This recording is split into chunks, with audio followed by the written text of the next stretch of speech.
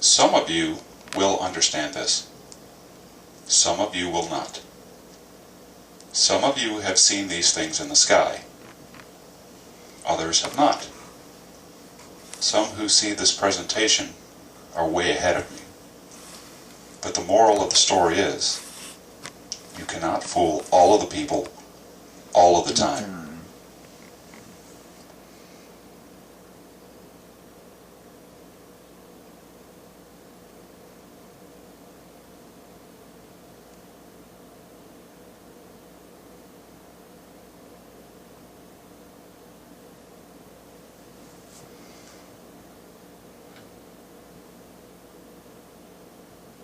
It didn't work very well. It was never made. Sure. Bull crap.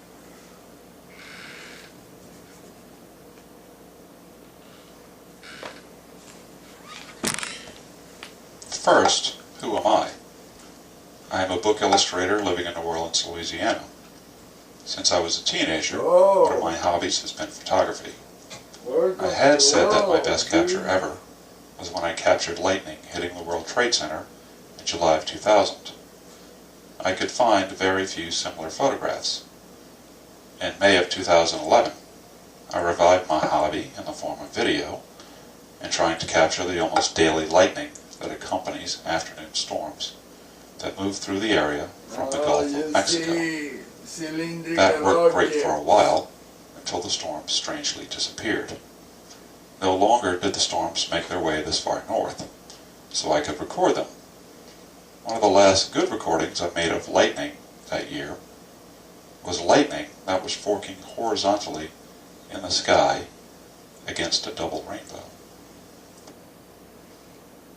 Yeah, but I saw a red lightning with you. At this point, I began studying radar. Not the radar from the nightly news, but radar directly from Uncle Sam. Instead of the storms moving in, they unexpectedly halted miles away and evaporated.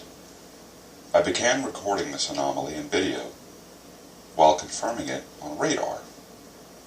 Moreover, the local radar showed some very uncharacteristic patterns. I am not a meteorologist, but I know local weather patterns, and patterns that should not be showing up on radar. The radial burst patterns that emanated from the same spots and impacted the storm fronts became obvious. Other patterns began to occur. It seemed like dense areas of sky material would pop out of the sky, or maybe even the ground, and would affect the storm's intensity, sometimes in a calming manner, and sometimes in a way that would increase the intensity. Also, thin waves of material or energy began to show itself, moving perpendicularly and also affecting the storms. Have you ever wondered why your radar actually looks like this on a clear day? Scarlet weapons, bro.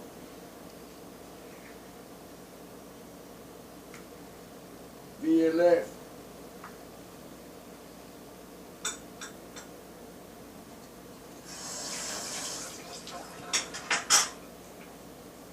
That's what the Aurora Cheetah.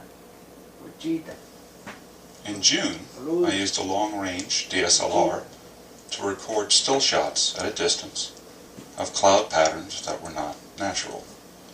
Triangle clouds, square clouds, clouds shaped like submarines, and certain animals began appearing. The spine cloud, the Christmas tree cloud, the crawfish cloud, and the dolphin cloud were some of the names that I used to identify these atypical but recurring types. Patterns and repetition gave it away. While searching for another angle on these phenomena, I was able to download satellite images of the area to look for clues. The thermal images were most interesting. It did not take long before I spotted patterns that should not be there. Cold, black triangles, abnormal cloud patterns, water surface reflections of clouds that did not appear above them in the photo, angular clouds, angular shadows, retouched photos, objects above the water that could not be explained, bluish-green vapors coming from the surface-based spots. Vortexes is the term I first used for the wind currents that ripped apart our storms. I also applied it to the larger constant wind currents that seemed to surround the area on a daily basis, visible by sight and radar. By July, watching sped-up video allowed me to pinpoint the leading edges of the vortexes. Sometimes these leading edges had shadow clouds forming and unforming. Then some shadow clouds were found not to be connected to a visible vortex. These were consistently angular and about the same size. I called these wispy bats, birds, or darts. At this point, I could tell I was seeing aircraft, probably drones of some sort. There were also unexplained shadows in the clouds that were larger, triangle-shaped, and very agile.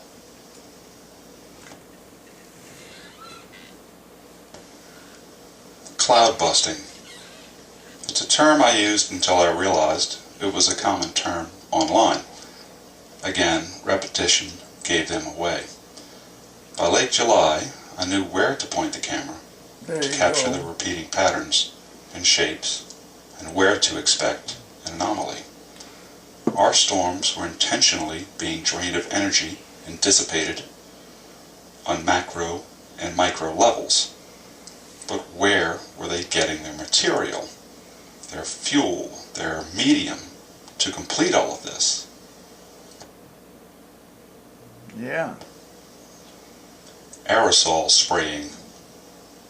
On August 1st, I walked outside, looked up, and the only thing in the sky was one of those large white planes streaming across the sky, laying down material that lingered and spread.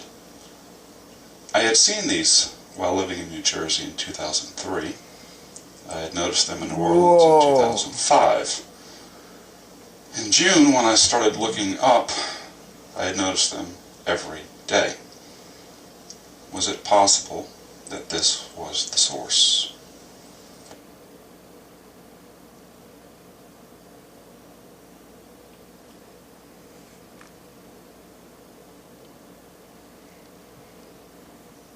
Clover leaf, yeah.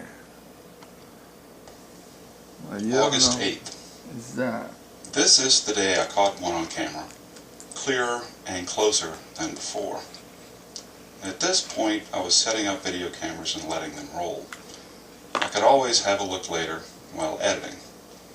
By studying my own video and satellite photographs, I knew that capturing these in the right light would pay off at some point. I could see them within the clouds as shadows, but with hazy edges that sometimes poked out. I could pick out the smaller ones in the video as phantom ships. Triangular. I set up this camera, turned away for about a minute, turned back, looked up, and saw this black diamond shape just sitting there at maybe no more than 200 yards. I could see it clearer with my eyes than what's in the video. The shape itself and the shadow it cast onto the thin cloud veil. This random look shot had me standing there telling it in a low voice, "I told you bastards not to get in the wrong light, or I will find you."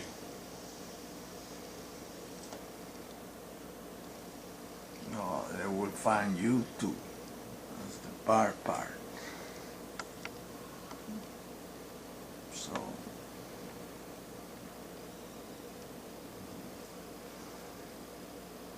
you better know what you're getting into it, dude.